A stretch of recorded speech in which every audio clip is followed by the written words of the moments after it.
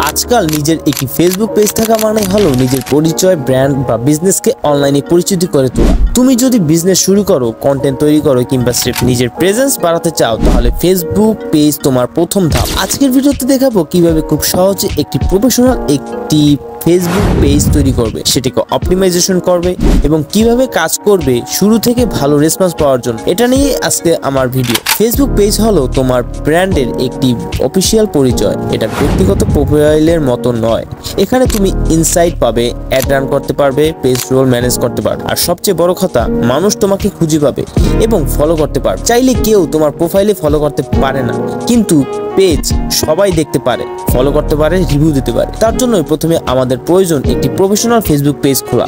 এই ভিডিওতে আমি তোমাদের স্টেপ বাই স্টেপ দেখিয়ে দেবো কিভাবে একটি প্রফেশনাল ফেসবুক পেজ খুলতে হয় এবং সেট আপ করতে হয়। প্রথমেই তোমার ফেসবুক আইডি ওপেন করো বা লগ ইন করা না থাকলে লগ ইন করো। তারপর দেখবে উপরের বাম মেনুতে বা মেনু অপশন থেকে পেজে সিলেক্ট করো। তারপর ক্রিয়েট নিউ পেজতে ক্লিক করো। এখানে পেজের নাম, ক্যাটাগরি আর সংক্ষিপ্ত বিবরণ দাও। যদি মনে হয় দিবে, এটা পরেও দিতে পারো। সোশ্যাল বাইট বিডি, আমি এই নামটি দিয়ে দিলাম। ক্যাটাগরি দিলাম টেকনোলজি, সায়েন্স বা টেকনোলজি ইনফরমেশন, বা বিভিন্ন ক্যাটাগরি আছে যেমন এডুকেশনাল, পার্সোনাল ব্লগ, বিজনেস বা যেটা প্রযোজ্য, এরকমের কিছু আপনারা লিখতে পারেন বা তোমরা লিখতে পারো। ক্রিয়েট পেজ বোতামে ক্লিক করলেই তোমার পেজ তৈরি। তো এভাবেই একটি পেজ ক্রিয়েট করে নিতে পারো। এখন আসি পেজ সেটআপ নিয়ে। এখন তোমার পেজকে সাজিয়ে তোলা সবচেয়ে গুরুত্বপূর্ণ। প্রথমেই আমরা প্রোফাইল পিকচার, পেজের থিম অনুযায়ী একটা লোগো ব্যবহার করো। কভার ফটোতে ব্র্যান্ডের মূল বার্তা, অফার বা থিম যুক্ত একটা কভার ফটো দাও।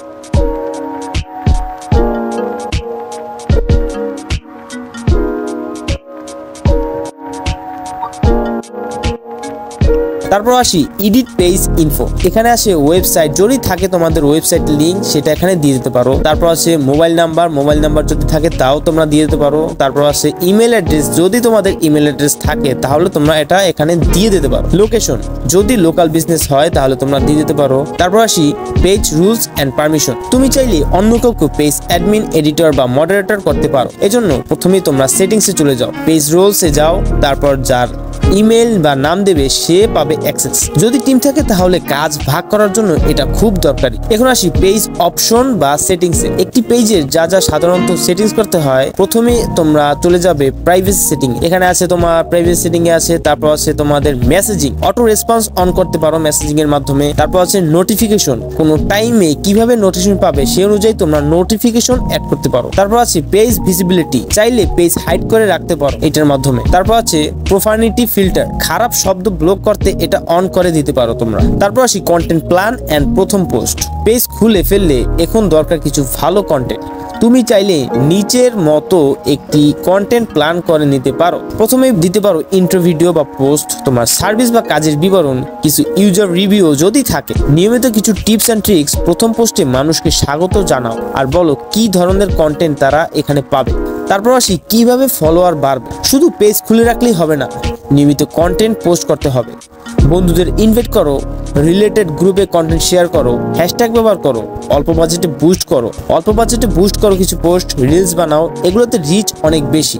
এগুলোর মাধ্যমে তোমরা ইনস্ট্যান্ট অনেক ফলোয়ার পেয়ে যাবে। এই ছিল একটি প্রফেশনাল ফেসবুক পেজ তৈরি এবং সেট আপ করার ফুল গাইড। ভিডিও ভালো লাগলে লাইক, শেয়ার এবং সাবস্ক্রাইব করতে ভুলো না। যদি কোনো প্রশ্ন থাকে নিজে কমেন্ট করো, আমি উত্তর দিব ইনশাল্লাহ। আর হ্যাঁ, ভবিষ্যতে পেজ গ্রো করানোর জন্য আরও টিপস নিয়ে আসবো, সেজন্য চোখ রাখো আমার চ্যানেলে। আজকে এই পর্যন্তই, আল্লাহ হাফেজ।